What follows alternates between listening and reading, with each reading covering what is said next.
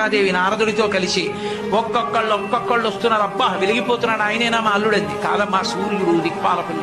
ఆ వెనకొస్తున్నాడు ఎవరో బాబాయ్ నల్లగా ఉన్నాడు, దున్నపోతే మీరు ఆయన ఎవరే? మీ అల్లుడు కాదు, బెంగపెట్టుకో యమధర్మరాజు గారు. ఆ వెనకాల అబ్బా చల్లగా ఎంత బాగున్నాడో ఎవరు? చంద్రుడు, మీ అల్లుడు కాదు. ఈయన ఎవరోనయ్యో చాలా అందంగా ఉన్నాడు, ఎర్రగా ఉన్నాడు, కాంతులీనుతున్నాడు. బ్రహ్మగారు, మీ అల్లుడి దగ్గర పురోహితుడమ్మా, పెళ్లి చేయడానికి వచ్చే బ్రహ్మగారు ఆయన మీ అల్లుడు కాదు. ఓ అలాగా, ఇతను ఎవరో నీలమేఘశ్యాముడు, చాలా అందంగా ఉన్నాడు, శాంతాకారం భుజగచైనం పద్మనాభం సురీశం. అమ్మా ఆయనకి మీ అల్లుడికి భేదం చెప్పకూడదు కానీ ప్రస్తుతం మీ అల్లుడు కాదు. ఆయన వెళ్ళిపోయాడు, ప్రదోష వేళ అయిపోయింది. రాడు వెడుతూనే ఉంది, ఊరేగింపు వస్తున్నారు మగపెళ్లి వారు.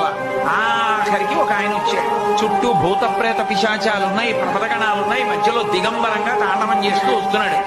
అడగలేదు మేనకాదేవి ఆయన అల్లుడు అని. నారదుడే చెప్పాడు, ఆయనే మీ అల్లుడమ్మా అని మెట్లు దిగి వెళ్ళిపోయాడు. ఈవిడ గబగబా మెట్లు దిగి తిన్నగా పార్వతీ దగ్గరికి వెళ్ళింది. నిన్ను చంపి నేను చచ్చిపోతా, వాడా దొరికాడు నీకు భర్త